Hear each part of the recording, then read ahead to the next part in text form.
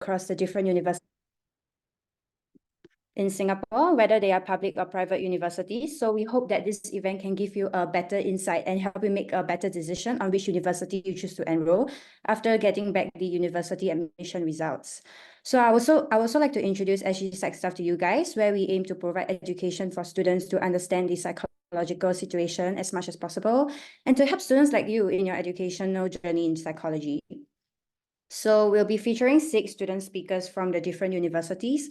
I'll be talking for NUS, followed by Jeremy from NTU, Melody from SMU, Jody from JCU, Rachel from SIM, and Russell from SUSS. And we'll have Yasmeen, who will be moderating our Q&A session for the last part of the talk. So before I start, I would like to draw everyone's attention to the QR code at the bottom of the slide. So should you have any questions along the way, feel free to scan this QR code and enter your questions, and we'll try our best to answer at the end of the talk. Okay, can we have the next slide?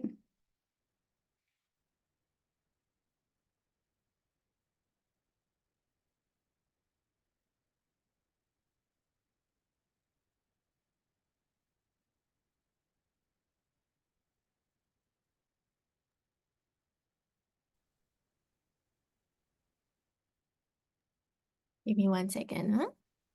Mm-hmm.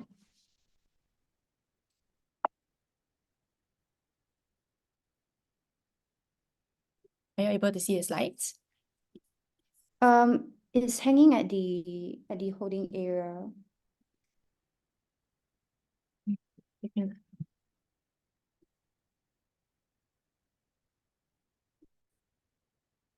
In? Can I go back to the holding slides, please?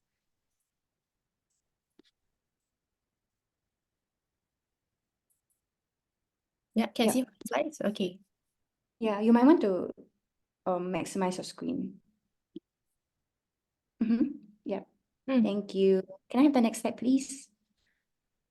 Yeah, so here are some of the IGP requirements that some of you are asking in the Q&A under the Google sign up form. So this is the IGP requirements for the polytechnics. We have the 3 public schools, NUS, SMU, and NTU. You can take a photo of them to take note of it. For the next slide, we have the junior colleges. You can also take note of them. And lastly, we have the private universities. Okay, moving on.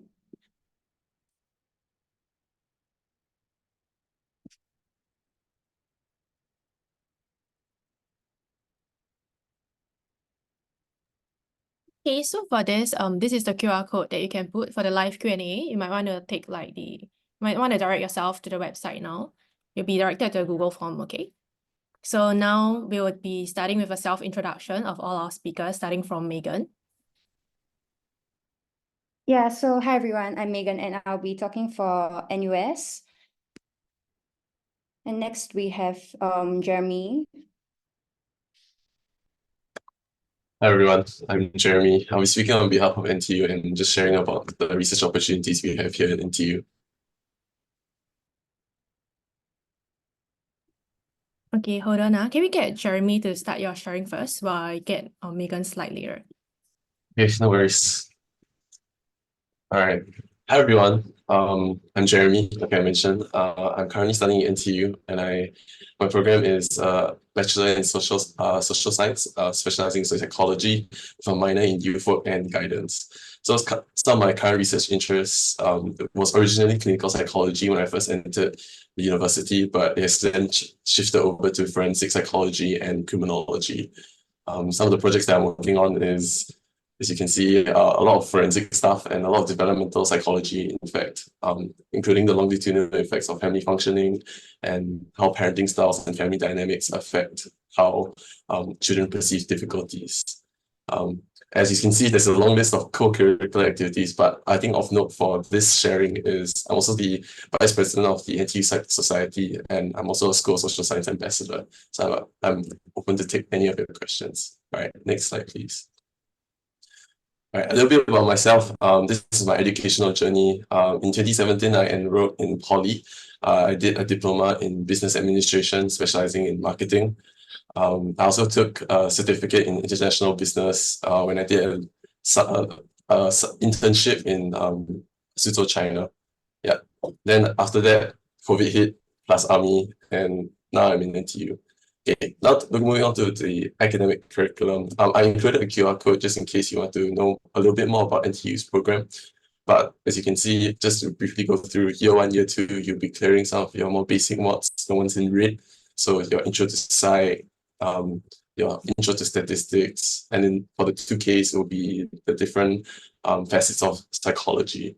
Then moving on to year 2, year 3, and year 4, in green, then you take some more of your more advanced courses like biopsychosocial criminology, advanced statistics, qualitative and quantitative statistical methods, and so on and so forth. Yeah. Some of you asked about the curriculum and how we are assessed based on like how the course is laid out. So it's actually quite wide, and I think it's quite varied depending on course to course. I included HP 1000, which is an intro to psych course. So you have participation in class, you have a mandatory research participant duties that you have to go down and be part of the different studies, or you can opt out and write essay, midterms, and final exams. Then something completely different would be like biopsychosocial crim, which we don't really have a final. We only have like in-class exams. So for example, exam 1, exam 2, then we have a paper proposal. So your paper proposal could be anywhere from a page long to about 8 to 10 pages of research. Yeah. And as for MCQs and short answer, I think it's a mix of both, depending on how your professor feels when planning the course. Yeah. Next slide. Some of you asked about the research in NTU. Here are just some of the laboratories here in NTU. So we have the early cognition lab, the clinical brain lab, we have ARC as well, and the cognitive and brain health laboratory, some of which their publications have been shared online and in the media. I think most recently, ECL just published their parenting by lying study. So if you're interested in that, that's something you can look forward to if you come to NTU. And we also have Eureka, which is the undergraduate research on campus experience. It's for undergraduates like me to go in and try their hand at research. And it's especially good because if you don't have any research experience beforehand, don't be dissuaded. It's something that anyone can do. Yeah. All right. Next slide. So some of you asked about life to the NTU, and I put this slide in particular because I remember it being a super hectic time. This was last year, probably between week 10 to week 13, which is about the last few weeks. And to be very, very realistic, I think this is something that most of us would eventually go through, managing a university course, running through different quizzes, different submissions. I think I even put Eureka somewhere, bro, if you have time, because really it was quite a hectic period. All right, next slide. But it's not all doom and gloom. I think as you come into university, you want to find your balance and find something fun to do and something interesting and academic related. So on the left, I have like we all have a lot of times where we have a lot of hee ha-has with our professors, and we do have a lot of times where you can just hang out and chill. I think at the bottom too, those are like my hall events, which is something that I really rely on to keep my mental health going. And on the right is my Eureka project. Super detailed, but I think with time and with discipline and effort, you'll be able to have a good social life and have a good academic life as well. All right, next slide. So just to conclude to my introduction, so for future plans, I'm thinking of doing a master's in forensic psychology or criminal psychology. But after I graduate, I want to work 1 to 2 years in the government sector just to gain some experience and to make my application a little bit stronger. Yeah, thank you. Okay, thank you, Jeremy. Okay. Now, Megan. So hi everyone, I'll be sharing on behalf of the NUS curriculum and the important information that I think you need to know before choosing NUS psychology for your university studies. So for me, I'm focused on pursuing a career in human resources, and I do not have intentions to pursue further studies. But when I was year one during my university studies, I did have the intention to really pursue masters and eventually get involved in the clinical psychology scene. But I eventually realized that I do not have the financial abilities to do so, and my interest in this field did not bring me far enough to want to pursue a career in this.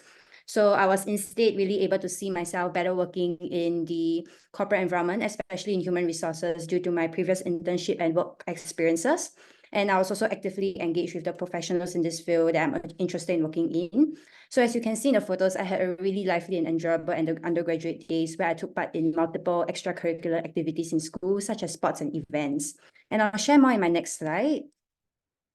So I'm a year 3 student taking the Bachelor of Social Sciences direct honors program with the College of Humanities and Sciences, where I'm majoring in psychology and minoring in sociology. So in NUS, you're able to declare your major and minor before the start of every academic semester so that you are given priority when choosing the modules that you would like to take. You are free to make changes until you reach year 3. Hence, I have friends who actually changed their major options quite a few times because they are just unsure of what they want to pursue in university and they were just trying out the different introductory courses. So during my first 2 years, I lived in Ridgefield Residential College, which was a guaranteed 2 years program where you take up modules with the college to be a resident. So there are a total of 5 RC in NUS, Tembusu, RC4, NUS College, and College of Alice and Peter Tan. And each of them offer their own set of modules and embodies different culture. So NUS also have hall options as well, where you can take part in CCA to earn points to stay for the next semester. So currently, I'm with Boston College in Massachusetts, USA, for my year 3 semester 2 as part of my student exchange program. So there are a variety of schools that you can choose from in SCP, ranging from schools in Asia, United States, Australia, UK, and even in Africa. So the selection is usually based on your grades and your personal statement in your registration form. So what we get to do is that we map NUS modules to the partner university, and these modules will be considered a pass-fail. So this photo on the right was taken when I was at OGL for the Arts Orientation Camp last year, where we planned and hosted many different activities and events to really welcome the incoming freshmen of the new academic year.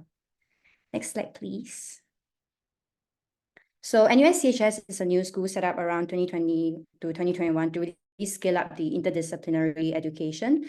So now every CHS students have to take up these modules, a total of 13 of them from 3 different pillars in order to graduate on top of your unrestricted electives and major and minors that you are currently reading. So there are a mix of arts and science modules. And for me, I completed reading all 13 of them by the end of year 2 to give you a gauge. So as I was under the residential program, I was able to take some of these modules with my RC. Next slide, please. Yes, so here are some of the really useful links that I encourage you guys to save and take a look when you are free, because I still constantly refer to these links as a Psych undergraduate because they really contain really important requirements, and I think that they give you a really good insight and overview of the Psych module that NUS offers. So I recommend you to take note of this slide. Yes, so next slide. So here's a suggested study plan. For those of you who are asking in the Google sign-up forms, how does the curriculum look like in NUS? So this is a suggested study plan by the department that I've found. You can take a photo of it. Yeah. Next slide, please. So here's an overview of the psychology program in NUS. It's a 4 years program, and to graduate, you need to pass 60 units of these PL courses, which is equivalent to 15 modules across the span of 4 years. So students will have to take the introductory module first, which is a prerequisite to many of the core psych modules. So there will also be 2 required statistical modules that you need to take, where you'll get the experience of using various data collection platforms for psychology research, such as SPSS, JESP, and R. So different profs can choose to use different platforms, and my professors for the 2 modules have made use of SPSS and JESP for our individual and group research projects. So in NUS, you can see ourselves doing quite a few research projects, whether it's individual or group, because they're all part of the requirements. So there are also level 3000 core modules, such as cognitive, developmental, and social psych modules, where all 5 of these listed are compulsory for undergraduates. And you can also expect to take 2 level 3000 modules consisting of a lab and an elective, where I took an introduction to clinical psych last semester, which allowed me to get like a foundational understanding of what to expect. Next slide. So there are also higher level modules, which I'll be taking in my year 4 when I'm back in Singapore, such as the level 4000 modules, where you have to take 1 under each category as seen in this slide. So you can refer back to these electives. They're just suggestions of what you can take, but I do recommend you to refer back to the QR link that I showed in the previous slide to really get a more comprehensive overview of the courses that are being provided. So for me, I do not intend to write honors thesis, hence I'll be taking 2 level 4,000 electives in exchange for that instead, and I'm currently taking one of them on emotions and culture in Boston right now. Yeah, so next slide. Yeah, so do connect with me by scanning this QR code, which will link to my LinkedIn should you have any more questions, or you can just direct them to me in the Q&A for later on. Thank you. Okay, thank you, Megan. We'll now move on to Melody from SMU. Hi everyone, I'm Melody. I'm a Year 3 Psychology undergraduate at SMU, and these are some of the pictures of my life in SMU, which I will be sharing on later. Next slide, please. So I will start with a brief introduction about myself. So my first major is psychology, so I have a bachelor's in social sciences with a first major in psychology. And in SMU, I joined some school activities like I'm in SMU Psychology Society and SMU Peer Helpers, as well as PAW. And I'm also a research assistant, as well as I did some camp facilitators in the past. I also did some internship and volunteer experiences, as shown below. And the pictures here show some of my time in SMU, like the school activities and my CCA as well. Next slide, please.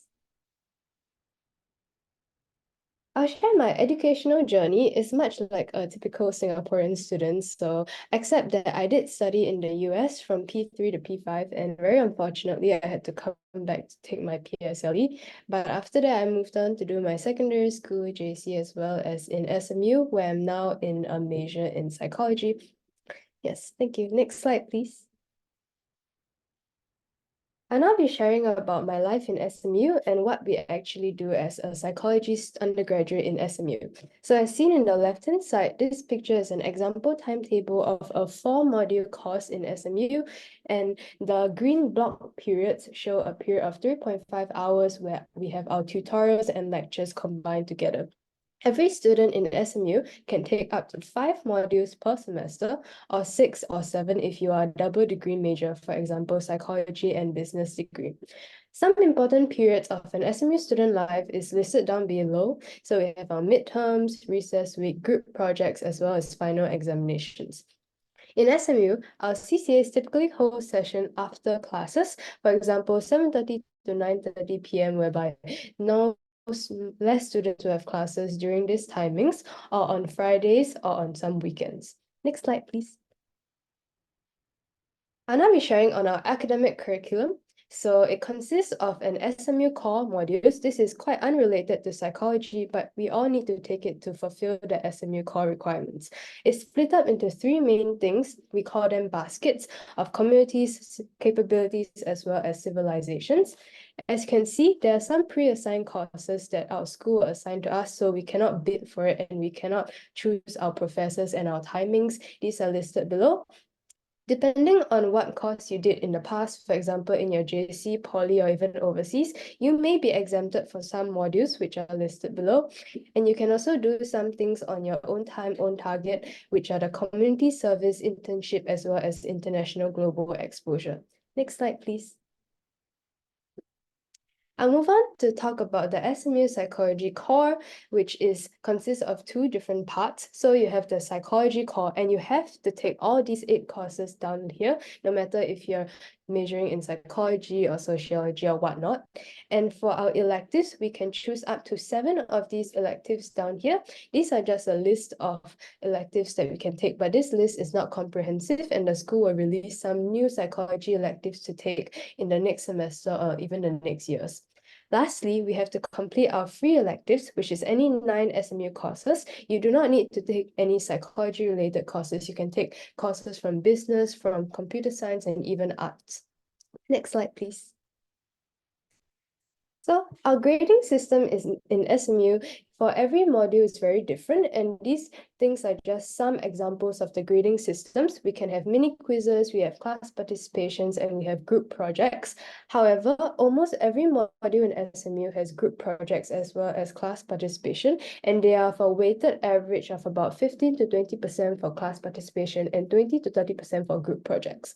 The right-hand side of the screen is what I did for my individual written assignment for one of my courses. So I took a course in psychology of close relationships, and I was talking about the effect of empathy and anxious attachment of a traumatic bond. And similar to me, if you join SMU, you also have to write a lot of written papers like this. Next slide, please. However, it's not all academics and you don't study all the time.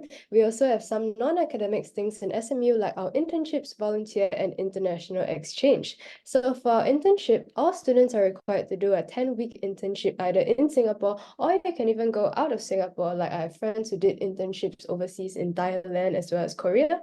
We also have to complete 80 hours of our volunteer at any organization in Singapore or even overseas.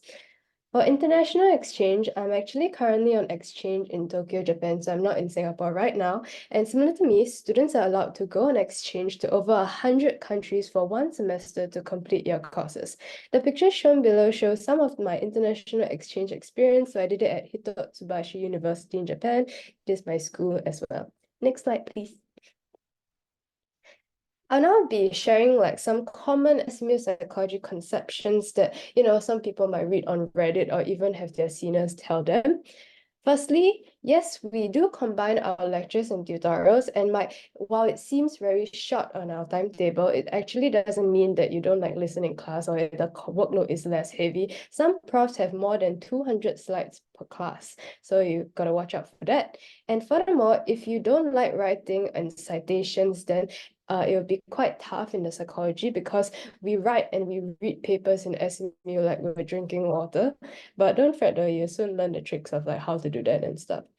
Thirdly, SMU offers a free guaranteed second major from any other school. For example, if you major in psychology, you can do a second major in business.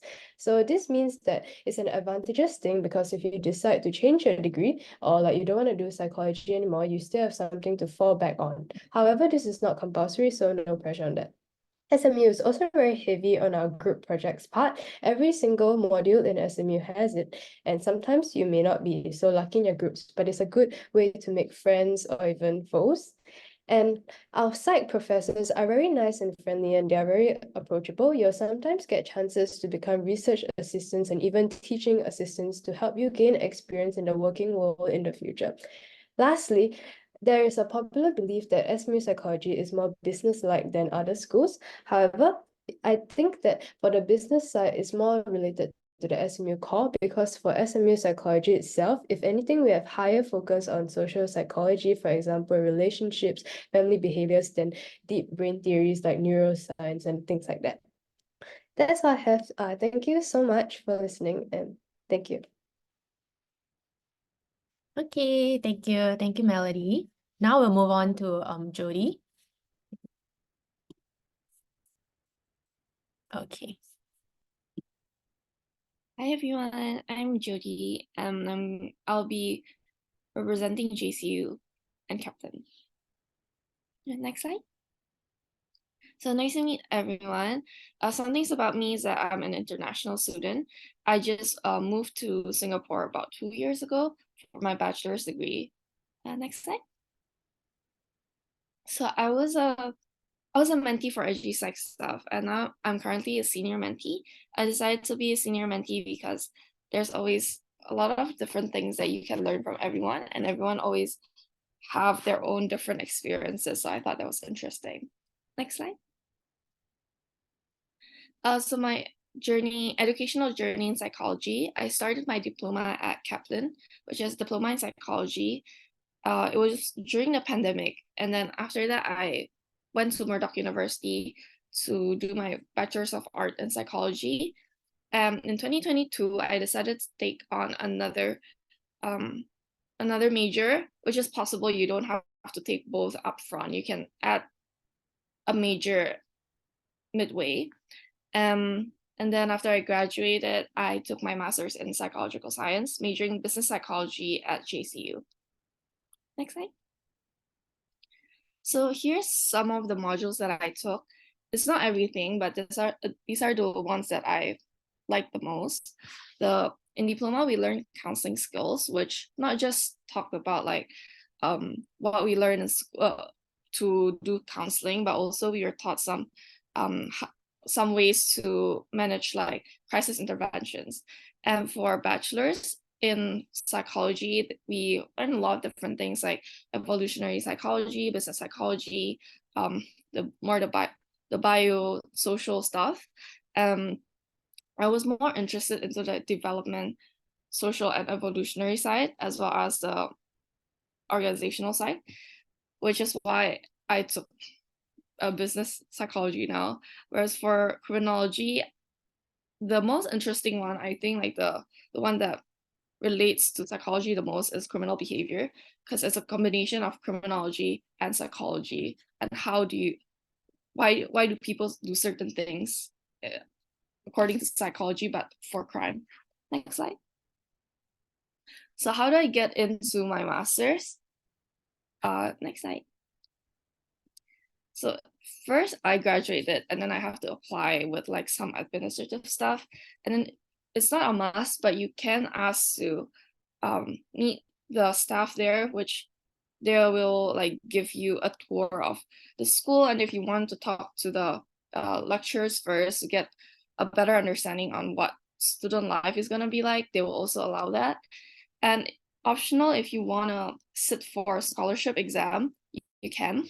And regardless of your GPA, you can sit for this one because they're trying to give equal opportunity for everyone. And once you get accepted, there will be like briefings and some administrative stuff, and then you're ready for first day of class. Next slide. So as an international student, I'm not allowed to work, but in my university, we do have some quote unquote professional experience that we're allowed to take. So for first one is common purpose. They're providing like micro internships, which is not really a job, but it's more like you work together with a lot of people, like a lot of new people, and you come up with like solutions that will be presented to challenge folders. So these challenge folders represent a company, and so it's kind of like they give you problem and you give them solution. And the same goes for Kaplan industry project. This one is open for all Kaplan students, regardless of your educational level and whichever university you're in. And last one, I actually got this one from SG Psych staff. So John posted like an opportunity to be like a research co-investigator. So I took it from there. I thought it was volunteering, but he said I'm allowed to put it as internship, so I'm putting it here. Next slide. So that's about it for me. Thank you. All right. Thank you, Judy. Next, we'll have Rachel from SIM. Yeah. Hi, can you hear me? Yeah, we can hear you. Okay, sure. So I don't have slides, but it's just a simple sharing about what SIM Bachelor of Science is about. So basically, my SIM consists of a lot of overseas universities, and mine is under University of Wollongong, where it is Bachelor of Psychological Science. So I'm currently actually graduated since last year from the course, and I'm now actually into early childhood. So for the structure of psychology curriculum at university, this is a 3-year course, and actually it offers a lot of modules that are very interesting. So each semester will have about 4 modules, and each hour, about 3 hours block of lecture and 3 hours block of tutorial. This is a bit different from local unis where you're supposed to bid for the modules and everything. But for my course, we actually did not have to bid for any modules. So the modules are already preset for you. And there will be 1 week of lecture and 1 week of tutorial. So there are mainly 2 semesters, term 1 and term 2. And it is usually a mixture of individual assignments, group work, and exams. So the breakdown can be either 60% of individual, 20% of group, or 20% of exam and 45% of individual, depending on the modules itself. And 35% then it's exam. So it's not 100% about exam, and hence the assignments, the group assignment and individual assignment take a huge part of your CPA, which in terms GPA in local terms. There are many pre-readings that needs to be completed, often quizzes or pre-coursework, but this will actually help you in gaining more understanding of the topic, as well as allowing you to do some pre-work before you start the class. Lecturers are actually really, very helpful because our lecturers, some of them are from local, but when you reach year 3, most of them are actually from Aussie, so Australia, and you realize that our lectures are actually back to back. So year 1 and year 2, the schedule is actually quite fixed. But for year 3, the difference is that for 1 week, you have the whole week of lecture, and then the whole week of tutorial is just because the lecturers, they flew in for 2 weeks, and then you fly back to Australia again. Yeah, so that's the difference. And whenever you're in doubt, you need to ask for help. The lectures are all usually very, very helpful, and that is something that I really appreciate when I was studying in this course. Another thing is I saw the Google Form, and some of you asked why private and not local.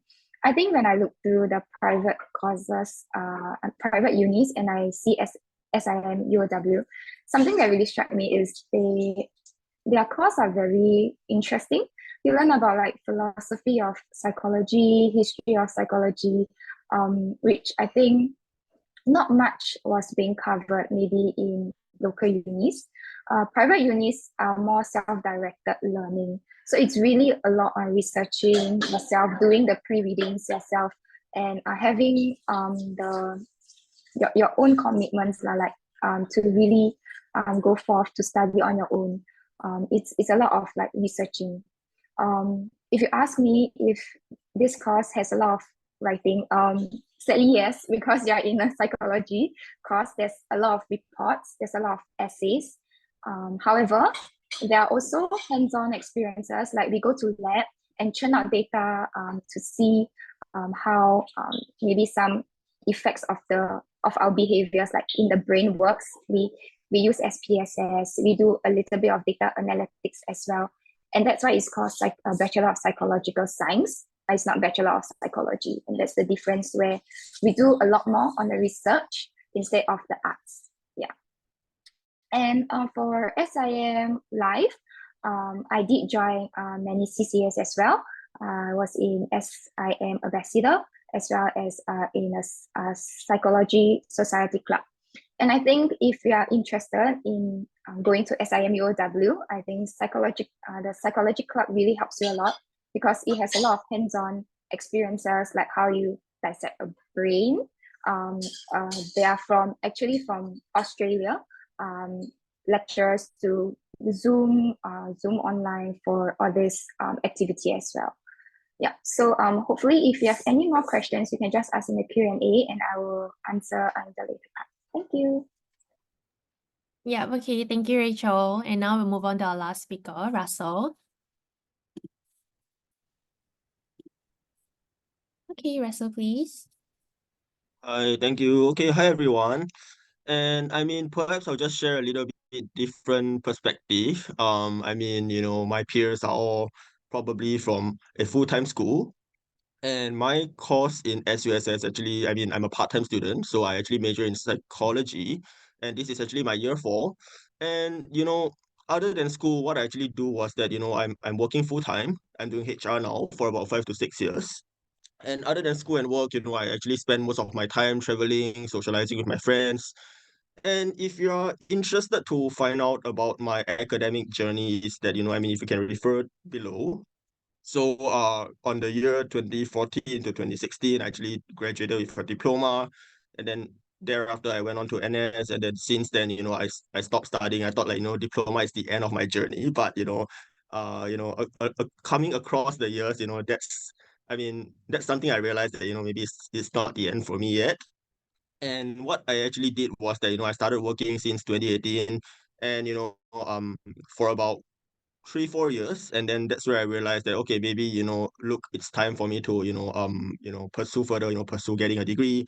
And that's how I land myself in getting, in this part-time psychology major in SUSS. And okay, if you can move to the next slide. Oh, sorry. Yep, sorry. uh okay, sorry. I mean, I tell you what, let's just move on. Sorry about that. Sorry, next slide. Yeah.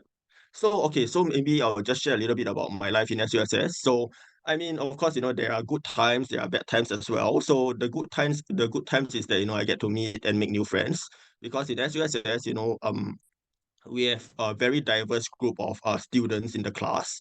So people can come from all walks of life. That's where I also did some networking as well. That's where I found out that people are maybe we don't know. Maybe we can recommend jobs to each other, recommend companies to each other, and I mean those are the kind of like the fun stuff that we have in SUSS. So basically, what happened is that you know, even though I do enjoy my time in SUSS, the assignments are really super challenging. And but of course, with the social support that I have in SUSS, it's really it makes it even more fulfilling, like in that sense. So what is really most challenging for me while, studying in SUSS is really about meeting assignment deadlines because it's like deadlines after deadlines, and you have so many essays to write, and etc.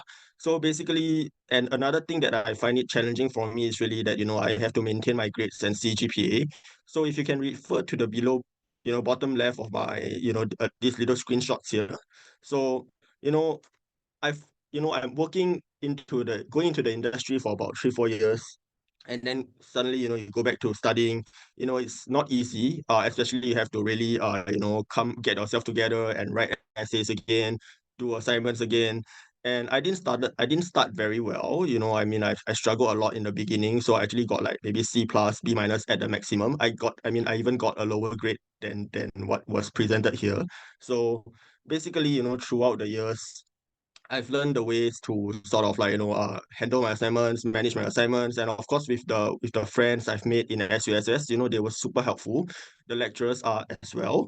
So I mean, if you can see now, my grades are improving. So I think that's something that I feel that okay, if I'm in the working industry for so many years and I'm coming back to study psychology and I can do it, I'm pretty sure most of you can do it. So, and of course, just one last thing here. I mean, if you can see towards your right, how does assignments in SUSS look like? Of course, like what my peers have mentioned, we do have a lot of essays, research, statistics, but other than that, we also get chance to design a poster, right? So if you can see this poster, this is the recent poster that I've designed.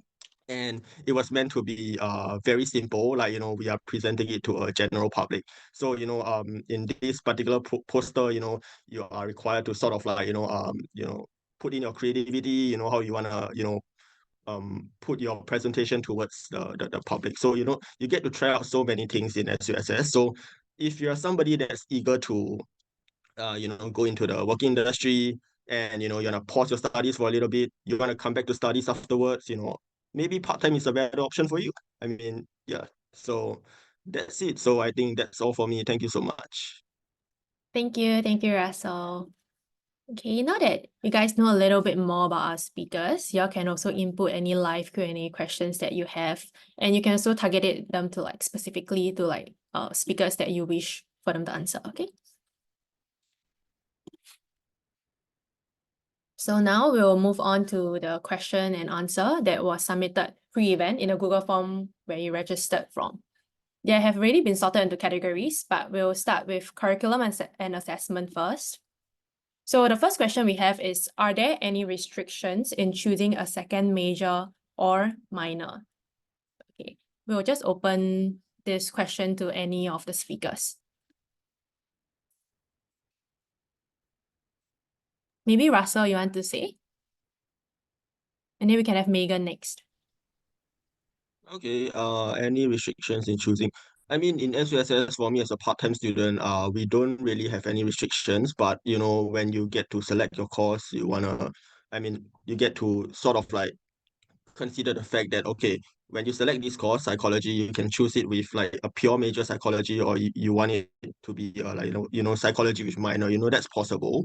So I think you can do it within the first 1 to 2 years, but you can check that on the website. But I think this is at my point of time. This is the sort of like arrangement that they have for part-time students. Thank you. Yeah, I can go next. So for NUS, there's like no restrictions in choosing your second major or minor as long as you're under the score of CHS. So I think I mentioned previously in my slides, as long as you declare it before you enter your year 3, you can just change your major or minor just by doing your academic declarations, unless you are doing it outside of CHS, for example, like with the business school, then yes, there are restrictions. Okay, then maybe Jody, do you have like maybe a second major program or minor program along with what you take? For Murdoch, we don't have any restriction, and even if we have, it's probably gonna be like, it's not extensive. But for JCU, we do have restrictions. So you'll have to ask the staff on what second major you can take. But if not mistaken, you can take it separately. So but just not as one whole thing. I don't think we have minors though, at least not that I've heard of. Okay. For SIM, maybe Rachel? Actually, there's no, for my course, there's no second major or minor. So it's just only one Bachelor of Psychological Science.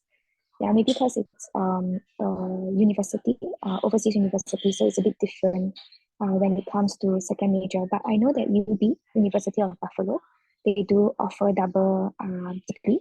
And if you really are interested in having a second major or minor, maybe that's something that you would like to venture on as well. Right. Okay, thank you.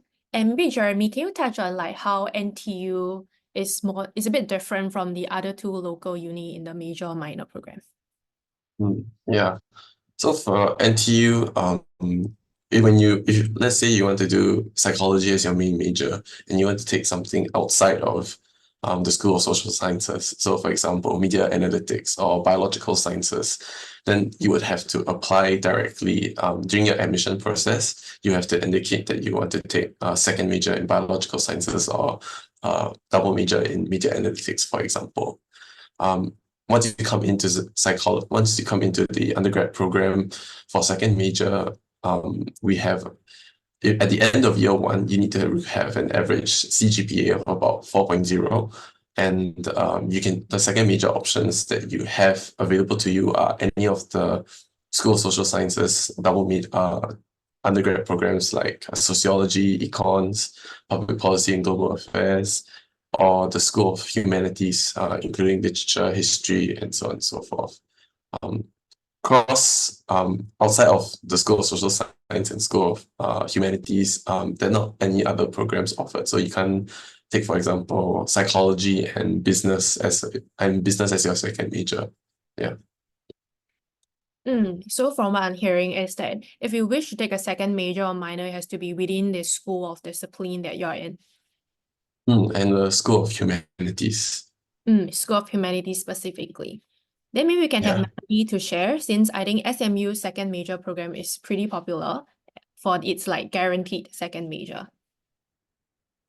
Yeah, in SMU, you can take a second major in any other school, even in like business, so it doesn't have to be in the School of Social Sciences. So for example, you can take a first major in psychology and a second major in HR or a second major in computer science, so it's totally cross-discipline. However, if you do that, then you will have to take more modules than what your original academic curriculum is in order to fulfill the second major, like 2 or 3 modules more. Yep. Right. Okay. Thank you, Melody. We'll move on to the second question. So how are the assessments in the different unis being graded, and what's the breakdown of your school assessment like? I think maybe Russell can share this first, since it wasn't in your slides earlier. Okay. So let me see. Normally what we do have here in SUSS is that, we definitely will have essay, but and then we would have, for some modules, they would have quizzes as well. And it's like graded quizzes. And other than graded quizzes, we also do have other assignments, like, where we get to do presentation, work on PowerPoint slides, do up posters, and maybe you can even do a video. So it depends though. I think some modules that we have here in SUSS, Let me give you an example.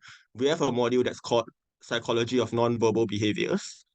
So in that particular module, we are required to make a video and do up a poster. So basically, it can be very creative. So it's not just really about essays. So of course, those are like the first 50% component. Of course, we do have another 50% component where students are required to take exams or do up a final assignment, I think. So basically, I think this is what we have here in SUSS. Thank you. Thank you. And I think just now earlier when Jeremy and Melody is sharing about their schedule for their university programs, we do see like a stark contrast because for Jeremy's timeline, it seems to be very, very packed. While for Melody's one, you can see that you have like 1 to 2 days off school. So maybe Melody, would you like to elaborate on how you can choose or map your certain timetable to your liking or preferences? Yeah, okay. So although that what I shared just now looks very comprehensive and simple, it's actually I did not put in like the group projects or the time needed for individual assignments or even the CCAs. What I put on the slides was like my timetable of like one course. So in SMU, you can choose and you can sort of bid for a course that you want. You can choose your professor and then you can choose like what timing and you can choose what course that you want. So this will usually come after your first year, because in the first year, the school will pre-assign certain courses to you. Just now in my slides, I mentioned that there were some pre-assigned courses, and you usually take your pre-assigned courses in your first year. Then in your second year, you can start to choose what psychology electives and what psychology core modules that you want to take in SMU. So what I did was, after my first year, I bidded with my friends for what like the courses that we wanted to do together, and I did it for myself because I had some stuff to clear that they had already cleared. So in SMU, you can do that. You can pick and choose what you want to clear in your second year. And we have quite a free realm of what you can clear and what you cannot clear. So yeah, that is what I have for SMU. Quite free and easy. Yeah, I do hear that there's quite a bit of like flexibility in how you want to map out your like timeline. Yeah. Maybe Megan, you want to share on how like NUS maps their like schedule? Yeah, so the normal workload is around 20 credits, which is like 5 modules, but you can choose to overload at whichever point of your semester that you wish to. You choose your module based on what you need to clear. So there are requirements to be cleared, which you can find on the NUS Psychology website. So basically what I would advise is when you're year 1, it's good to just plan out what you plan to take from year 1 to year 4. So you know exactly like exactly how many modules you're going to take in each semester and exactly what modules you're planning to take. It's fluid for the modules that you're going to take. You can change it anytime. It's flexible. You can choose it based on like your changing interests and whatsoever. And for the assessment breakdown for our modules, it varies between the professors as well. So we have a mix of group projects and individual projects, but for one of the lab courses that I took, for example, lab and attitude, it was mostly individual projects. So I had to present my own research project, work on it myself, and eventually present it to my prof with a research paper at the end of the semester. So it really varies. And we have group presentations as well. We had to do a group video. And yeah, so that's about it. And we also have most of my modules that I took since I was year 1, I had midterm exams and final exams on top of the group projects as well. Yeah. There seems to be a bit of flexibility for NUS as well. But how competitive do you think the bidding system is? Or are you like guaranteed the courses that you actually want to bid for? Actually, I'll say compared to NTU and SMU, it's not as competitive. So how you go about it is before the start of every academic year, we actually we have to do an academic declaration first. So I would declare that I'm majoring in psychology. So by doing that, it gives you priority in choosing the module. So once I say that I'm already majoring in psychology, I'll be given priority for a lot of the core modules that I mentioned, such as social psych, developmental psych, and intro, especially the intro to psych courses. So it's quite easy for me to be able to get all these core modules because the school knows that I need it to in order to graduate and to carry on with my academic year. If not, I'll usually just email in for them to like I'll email into the department to ask them to give me the mod. Other than that, I'll say I would not really face a lot of difficulties, except for when we have to plan our tutorial slots. I may not get the desired tutorial slots that I want, so I'll have to shuffle around based on the availability of the slots for that. Yeah, because for NUS, the lecture and tutorial slots are different. Okay. Then for Jeremy, do you want to like expand on how like NTU's bidding system is like? Okay, sorry for the earlier technical issues. So for NTU, what we use is called stars. So every time a bidding comes around, it's called Star Wars. So STAR stands for Student Automated Registration System. And so how stars works is if you're a freshie, the first time you're hearing this is you get a certain time. So let's say 10 a.m. Then you have to click register courses at 10 a.m. straight, and then they'll register the courses for you. But from a senior's perspective, what you have to do is you have to start thinking about what modules you want to have for that next semester. Not so much in year 1, year 2, where most of your mods, like I was mentioning earlier, they're pre-assigned to you, so you don't have to shift it around unless you plan to change your tutorial timing. But for year 3 and year 4 onwards, you're gonna have to start thinking about what modules you want to plan and how you want to schedule your timetable. So in a sense, you have some flexibility to what you want to, on how you want to plan your week. So if you want to squeeze everything into maybe two to 3 days, that's possible as well. But for Star Wars, the way we do it, there's no max bid, no min bid. It's just really I don't know how to put it, but skill-based matchmaking, I guess. So what you do is, let's say it's 10 a.m., right? So there's a trick to it. So you gotta hold down your mouse button before it becomes 10 a.m. And then once it hits 10 a.m., you release it and hope and pray that you get it in, because it's a first come first serve basis. Yeah. So in the event that you don't get the modules that you want, or the plan that you registered doesn't happen immediately, don't freak out yet. There is about 2 weeks of ad drop. So over time, more and more slots for that particular course will open up. So you'll be able to get into the course that you want. And if you feel that you're unable to get into the course that you specifically want, you can write into the undergrad office, or you can reach out to the prof to maybe find an arrangement that will work for you. Yeah. Yeah, thank you. Seems like you also need a very strong Wi-Fi connection for that. Yeah. Okay, maybe Yeah. for Rachel, can you share about like how flexible you can be choosing your courses in SIM, or is it mostly like pre-assigned? Okay, I shared just now, actually, SIM, you don't have to bid for any courses because it's all pre-assigned. So your timetable will be out maybe 1 to 2 months earlier on, after you finish your holidays, and then all the courses are pre-assigned to you. So each sem you only need to take 4 courses. And this course, year 1, year 2, year 3, year 4, even for elective, the school will choose for you.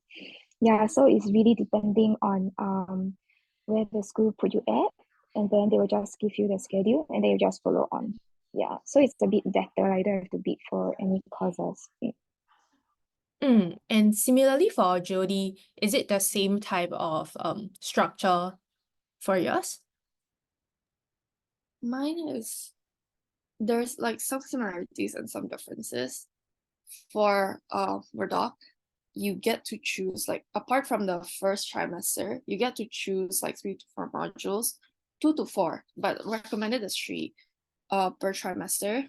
And for the workload itself, is usually the year 1 is like maybe two assignments, 2 quiz and 1 exam. But as you go higher, then it's just one essay, maybe 1 or 2 quizzes and 1 exams. Some of it are group work, but mostly individual work. For JCU, you cannot really choose. They assign you 4 modules per trimester. But it's mostly assignments with some quizzes, but no exams for masters. For Murdoch, some of the assignments are pass or fail, but it's only 1 or 2 modules. The rest are graded as usual. I think it's mostly individual for both, but there's a good mix of group and individual assignments for JCU. And JCU is significantly heavier because it's four modules, and especially now it's being crammed from 4 months to 2.5. So it's even more packed, but otherwise it's quite manageable. And the lecturers are very helpful, especially in JCU. They are very happy whenever you ask questions. Like the more questions you ask, the happier they are. Right. Okay, thank you. So we'll move on to like the next category, which is the extracurricular activities and others. So I think for the first question, Melody has already answered regarding a little bit about the exchange program. Is there any other things that you wish to add on? Yeah. Regarding this question, abnormal psychology is actually not offered as an elective in SMU just of now, but previously it was offered because I think the prof didn't come back or something like that.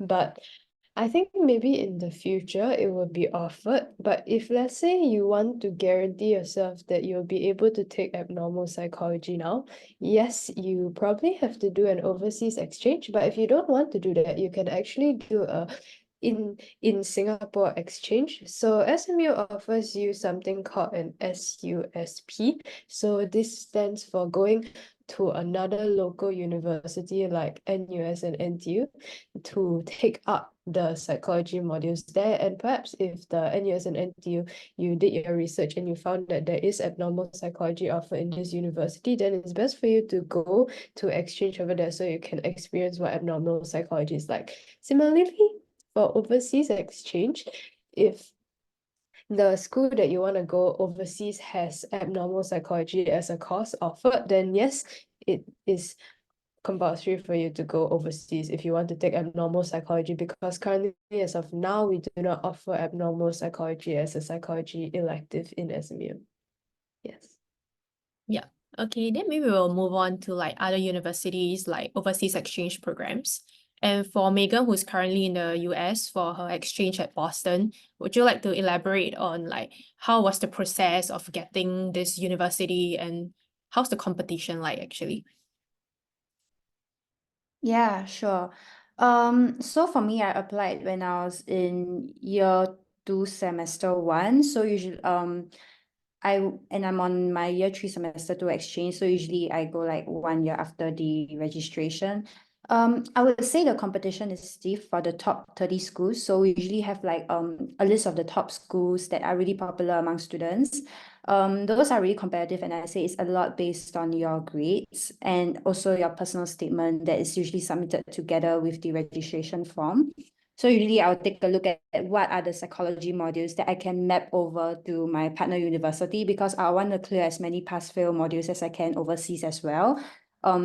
Because I have friends who went on exchange and they realized that they can't map as many modules as they could over, and they ended up having to overload when they get back to NUS the following semester. So it's actually quite stressful for them as well. So that's the number of modules that I can map over is one of the thought process in me before I select my school. And also part of the process is also where I want to study during this semester, and what are the what's my financial ability, because some schools are actually really expensive when you do your research, when you have to live there for like around 5 months. Some schools are actually really expensive some countries are really very expensive to live in for 5 months. Yeah, but I would say overall it's generally competitive for schools that are really popular among students. So just be aware of your chances and like go ahead and just try and register for it. Yeah. Right. And for Jeremy, who's considering an exchange program next year, what are some of your considerations for NTU exchange program specifically? So actually NTU offers 3 different types of exchange, but I think the ones that the one that comes to mind more often is the semester exchange, which is the GEM Explorer. So for Gem Explorer, NTU actually offers 40 different countries to 350 different universities. And I think similar to what Megan has shared, I think NTU also adopts a similar system where I think there are two main considerations, which is one, your grade point average, and two, the ability to map modules across. Yeah, so for me, I applied to the University of Amsterdam because one, I think the grade point requirement was slightly under what I had at the time. So I was like, okay, why not? Plus, the University of Amsterdam offers quite a few different psychology modules there. And they also have a master's program in clean psych there. So I was very interested to finding out more about their program there and trying to clear modules from renowned professors over there. I think similarly, some of the considerations that we had was we applied in year 2, Sem 2, which is where I am at now, earlier in the Sem. And we got our results probably around week 8 or week 9 of the semester. And how we go about it is you have to write, the school will publish like this PDF of all the different schools, including grade point averages, the different types of courses that are allowed to apply, and so on and so forth. So it's actually quite a headache to navigate across all the different things, and having so many things to take into consideration was definitely a hassle.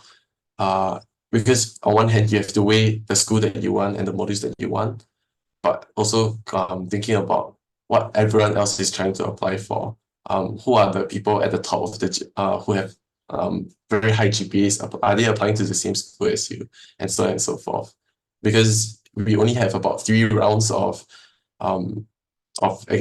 exchange application. So the first round is where everyone does it. Second is best match. And last is the remaining schools and trying to match you according to that. So yeah, I would say it's quite competitive. Right. That sounds quite competitive to me too. Yeah. For the next question, what's the school culture like in the different universities? Maybe Russell? Hello.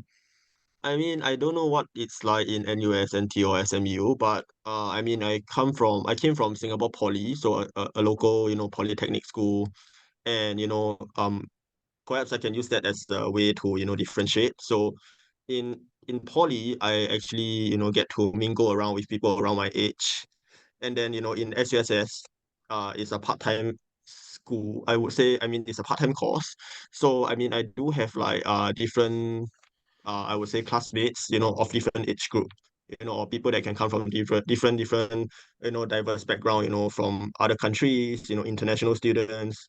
I can have a classmate, who's around the age of my mom. So, there's a lot of, like nuances in between. I mean, I would say that, it's pretty differentiated in the sense that, if I were to compare my poly time and my SUSS time.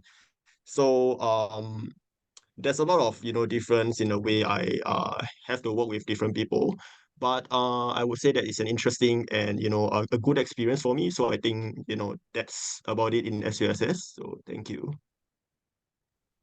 Yeah, I do hear that like you are interacting with maybe like individuals or classmates of different ages lah. So that's the main difference or like the main culture that you have at SUSS. Maybe for Rachel, do you want to share about the culture of your uni? Thankfully, I have quite a number of friends in uni. I think I enjoyed my uni life, even though it's just mainly studying and everything. But we do go out for lunch. And I think because I know SMU, NTU, the local unis, they have hall. So, but sadly, overseas unis, you do not have hall. You don't get to experience a vibrant student life. But I think with having to struggle together, working on assignments after school together, I think that's also a very good experience for me. And I think if you want to have more vibrant life in SIM, I think is to really join CCAs that you really are interested in, and this will in turn also help you to build out your portfolio once you graduate. Right. I do hear that like maybe CCA groups might be an alternative to like dormitory life. Maybe for Jody, how's the culture? So for Murdoch and JC are very different. For Kaplan, I cannot speak for diploma because I took it during the pandemic, but the online classes were really fun, especially because you get to be with the same people for 8 months. So you forge a lot of friendships there. As for Murdoch, you don't really have a uni life.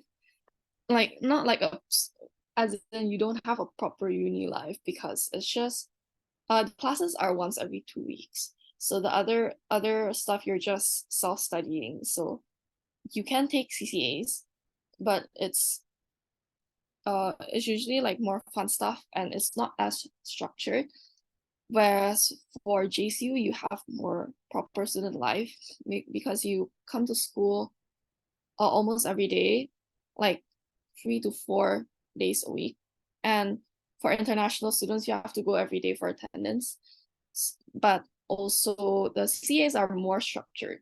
So you get a more structured and more proper university life, but it depends on which one you prefer. Like if you prefer the more flexible one, then Murdoch would probably suit you, especially because as for local students, you don't have to be in school every day, so you can also take other projects outside. But if you prefer something that's more structured and more like you're just more structured in general, then JC would probably suit you better.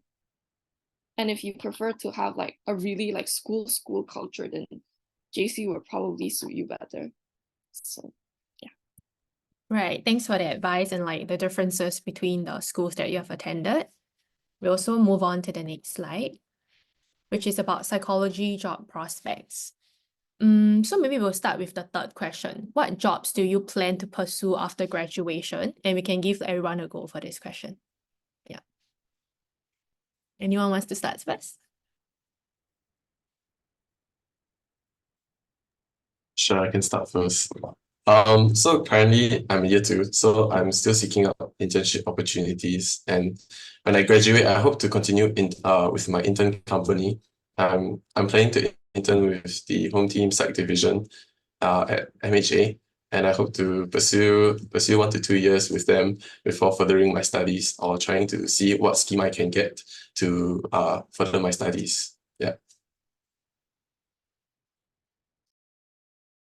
Okay, I think I can go next. I'm a year 3 student, so I have to go to work soon. But yeah, after my exchange. But I think I'm planning to do clinical psychology, which is quite a popular route. And also, I did some previous internships with other sectors such as criminal psychology and like the more hospital-based kind of thing. So I think that I would like to pursue a job in clinical psychology in a hospital, like in IMH or NUH and the government sector. Yes.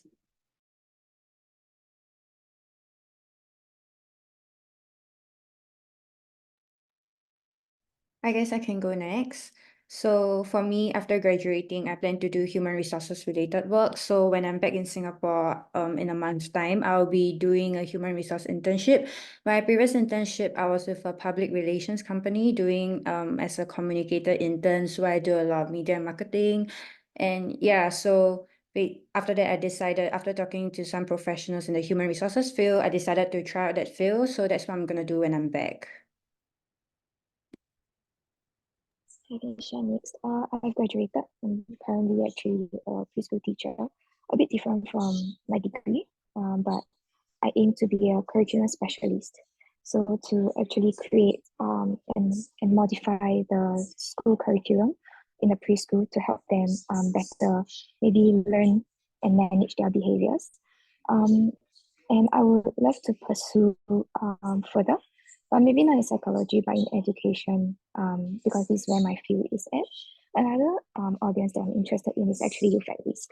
So I'll be doing more of youth work, dealing with maybe communities like touch communities or Fei Yue or Care Corner, yeah, so these are the routes that I'm actually currently seeking also.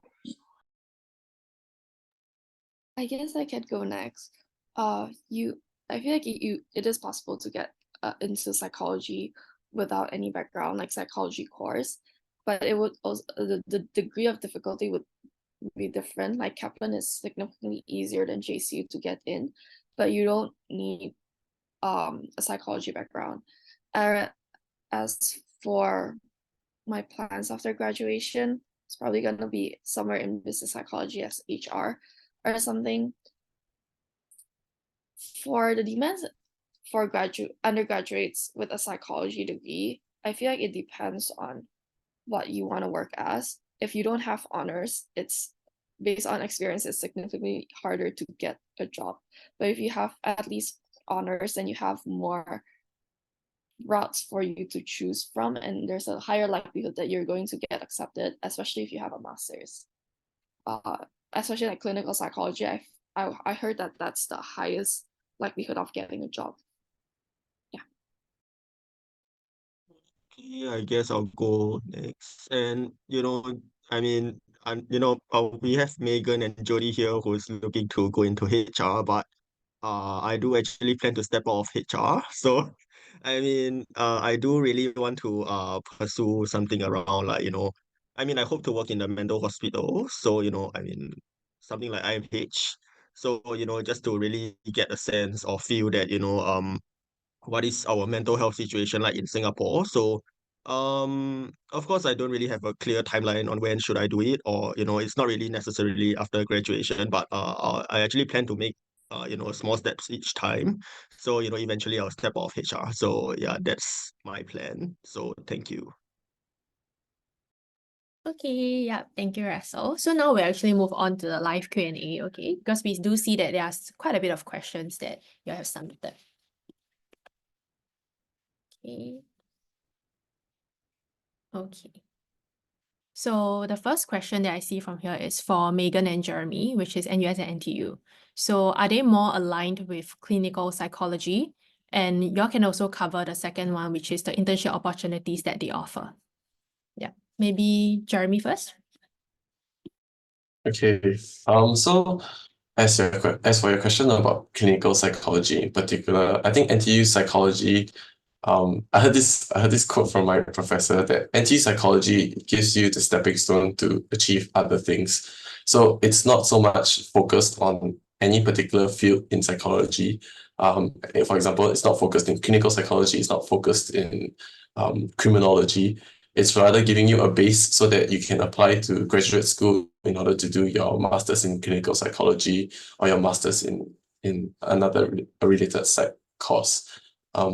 We don't see it as like you're specialized in a particular thing, but you can take courses related to what you want to specialize in, so that for your future application to graduate school, and especially clinical psychology, which you need a master's in clinical psych to practice in, it will help in your application and your job search after that.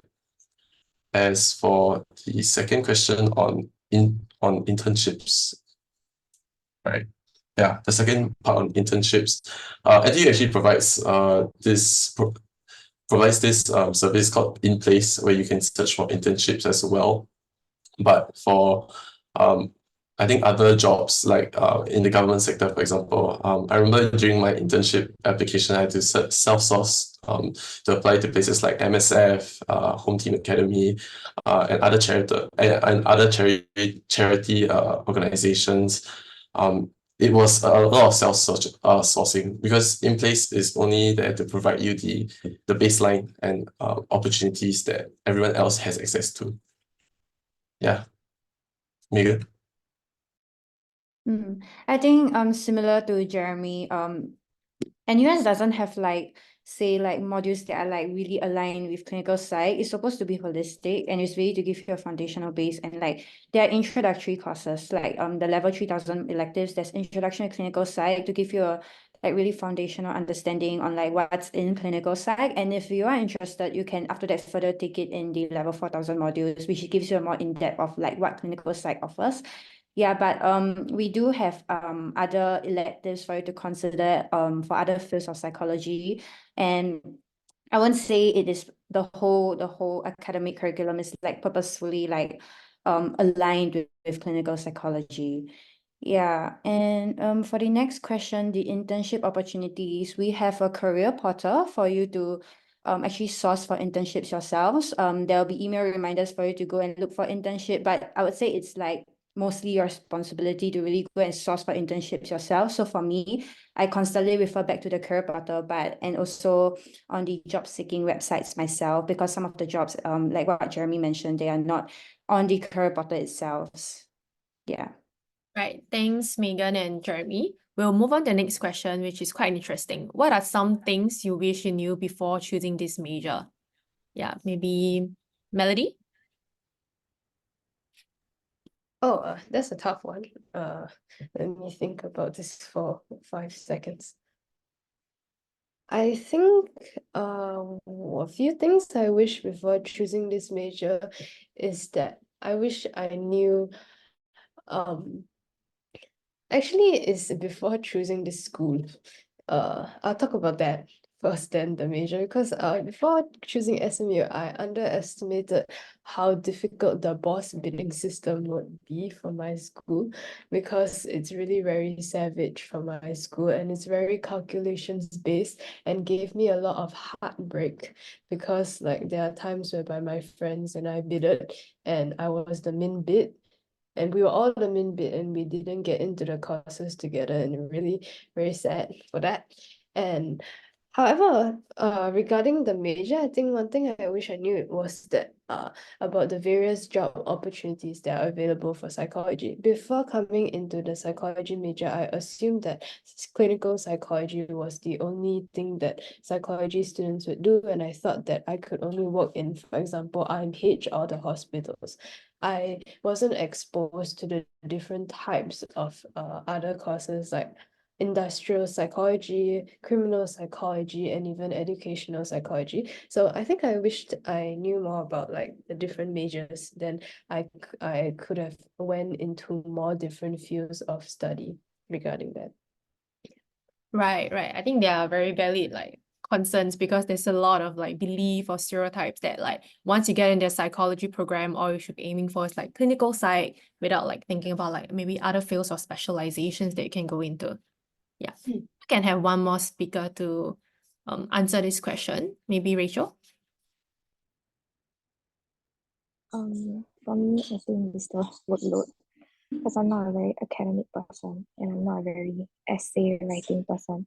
So I think I struggle a lot with the amount of workload, the essay writing, and everything. But I think having really good classmates and good lecturers really help a lot with answering and debunking questions that you have, helping you to formulate your ideas and everything really helps me. And I'm quite blessed to have a very good bunch of classmates who really help me when I really cannot churn out a lot of things, because I'm not very good at writing.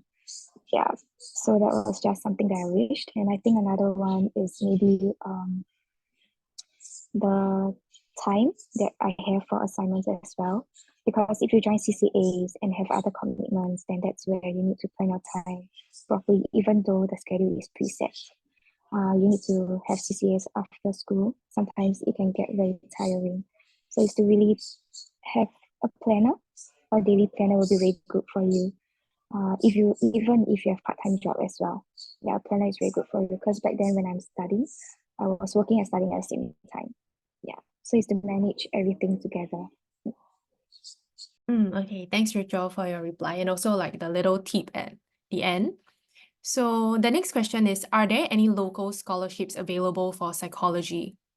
If any of you know like any scholarships offered by your school or your faculty, you can also like, unmute to share.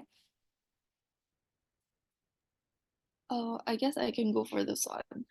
For JC, we do have scholarships, and you don't need to have like a certain GPA or what's like a certain grade to be able to sit for the exam. It's similar to like an IQ test. So the aim is so that everyone can have an equal opportunity to go for the scholarship. So there is, and I think it's not just for psychology, it's for all majors. So that's something that you can take advantage of. Right. Okay. Yeah. Sounds good. The next one is specifically for Megan. So for NUS, the participant said, I'm a J1 taking PCME right now, and I'm worried that psychology may not be for me because I'm more of a science person rather than humanities. And I'm very interested in the core curriculum at NUS, but I don't know if the course is suitable for me because of all the reading and writing. Yeah. If you're talking about the CHS curriculum, I would say that it's not a very steep learning curve. So I know people who come from a very science background because of we have science majors taking all the CHS curriculum as well.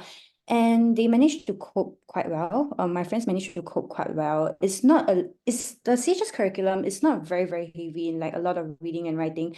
It's just basically to encourage a little bit more of it. For my cohort, the assessments were a lot of the assessments were like MCQ based, and I remember doing a lot of writing for the writing modules. For the psychology modules, I would say that it's a social science, so there are data being involved in what you're gonna do. It's not just a lot about writing. I mean, there's a heavy portion of it is on writing reports, etc. and all, and you definitely have to be comfortable with it. And I would say you also have to be comfortable with handling the data. So I think if you're interested in the study of psychology, you can try to come in and really try to take up the introductory courses and some of the courses. And if you feel like it is just not suitable for you, there are other courses within CHS for you to consider as well, and you can try them out. Just one advice is to not delay and really it's really to not delay and like really take up a lot of your major space for your electives. Right. Thanks, Megan. Also to mention, right, due to the time constraint, we'll be answering the last 3 questions, but this Google form will still be open up to 30 minutes after 12 p.m., which is until like 12:30 p.m. And please input your email address if you wish for the speakers to address your question. And we also email like the answers to your inbox, okay? So the last 3 questions for today. For the difference between private unis, we've already answered it. And for SMU, no, SMU do not offer minors because the minors is equivalent to a second major. Yeah, so maybe we can get Russell to answer the next question. Why did you choose to do a part-time degree instead of full-time? Well, I mean, for me, I'm a little bit ambitious. I just thought that, studying is not, academic is not the thing for me. I mean, back then when I was doing my poly, I'm like, okay, this is the last time I'm gonna study. So I'm so happy after the end of year exam.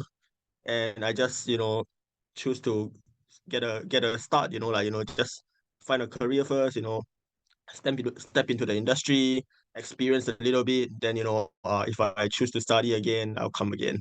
And the thing is that after being into the industry for so many years, or rather a few years, I can't really step out of the industry as and when I want to because there's like salary involved, and also there's like the financial constraint, I would say. And at that point of time, I'm just like thinking that okay, why not I try searching for a part-time degree? So, and as I was doing my research and SUSS just pops up, and then that's where I just sort of like try and apply, and I got it. And I wouldn't say it's a great journey. I mean, like it definitely it's a fulfilling journey, but it involves a lot of commitment, and also it's something that I love doing. But but why part-time really is that I would say that basically part-time is something that suits my schedule, so that's why I would choose a part-time degree.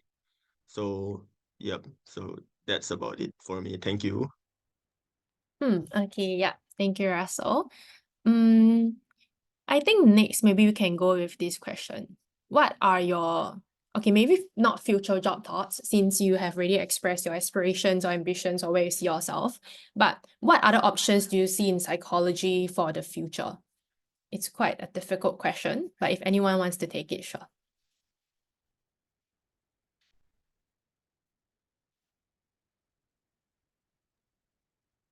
Maybe I can start first. So for future job prospects, I think recently in the news there was there's a need for an increase in about 40% of social service clinical psychologists to be in the field. I think that's something that is a bit more encouraging as compared to the current landscape. As you know, or if you don't know, psychology in Singapore is a really competitive field. Take your master's, looking at your master's programs, looking at the local master's programs, it is extremely difficult to go in. Probably like the top 5% of our cohort would even be even consider or get into the program. So I think that's a little difficult. But otherwise, I think maybe as a psych student myself, I try to remain hopeful when it comes to future job prospects, because as you know, psych in Singapore is not a well-developed field. We're only now opening up to the idea of mental health and the importance of mental health in Singapore. And I think as you enter university and as you go through your course, I think the psych field in Singapore will develop into something more accepting and something more open to psych-related fields. And as time goes on, I think more and more people will start to understand the value of having mental health as being something to be considered. And in turn, more psych jobs will be opened up, including not just in clinical psychology, but in other areas such as IO, HR, developmental psychology, and so on and so forth. So yeah, quite hopeful. Right. I think thank you for the great insights. And now for the last question, right? I do see quite a bit of question on postgraduate study. And even in our registration form, there's a lot of like questions regarding the master's program in Singapore. We actually can get Mr. Kalin, who is our president of SG Psych staff, to answer this question regarding the master's in psychology field in Singapore. Yeah. Mr. Kalin?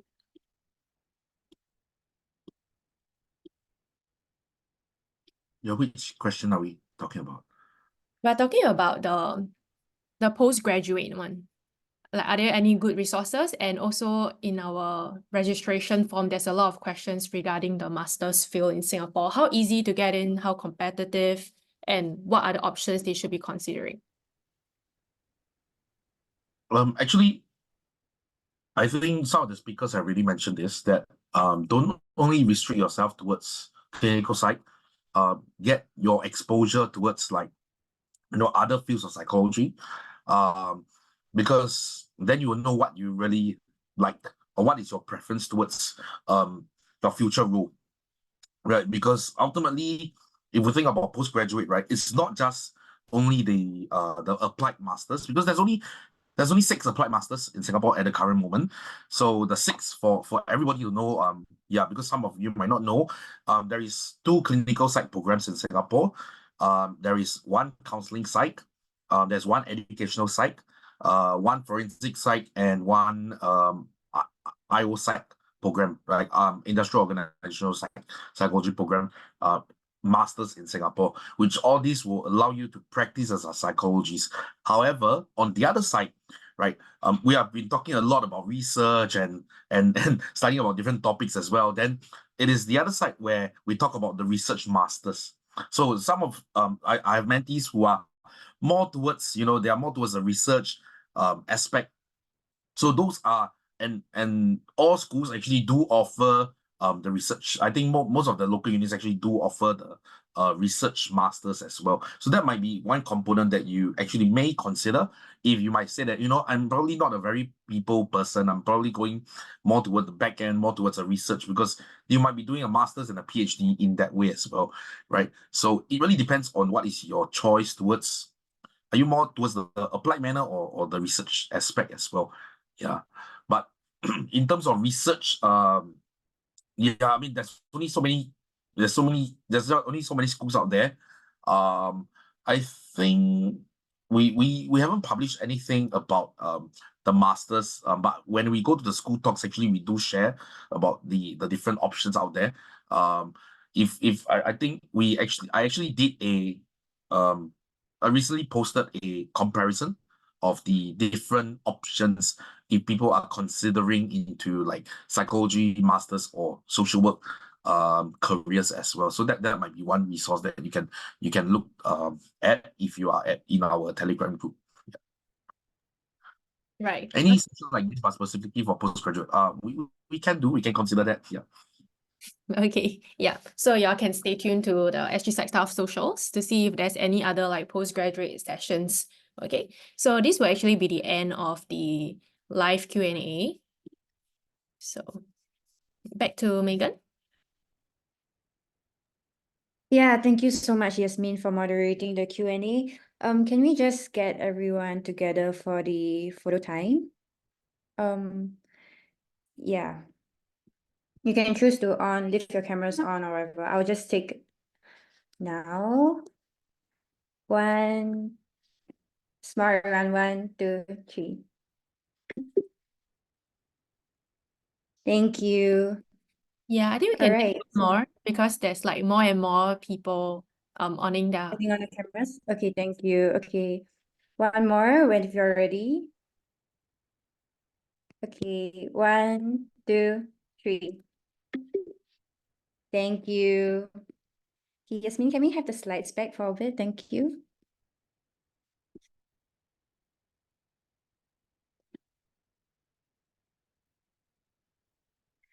So yeah, could we get you guys to scan this QR code and give us the feedback for your event, whether you like the event or dislike the event, and what you want to hear for our future events as well. Can we please get you to input your feedbacks, and we're happy to hear from everybody. We'll stay at this page for some time for you guys to scan the QR code. Yeah, can we have the next slide? Yeah, so do connect with SG Psych staff on our Instagram and on LinkedIn. If you have any questions for the career advisory team, do email in and we're more than happy to answer to you guys as well. And this entire session will be posted on our YouTube channel as well, and the link is in the chat. And do stay connected with us. You can scan this QR code here to join our Telegram group, but do take note that only psychology students are able to join the group, and you need to send in the request to the admin first, and we'll do a little background check before admitting you into the group. Yeah, so I believe that this is the end of the presentation. Thank you, and we really hope to see you at the next event. Have a good weekend ahead. Thank you all for joining.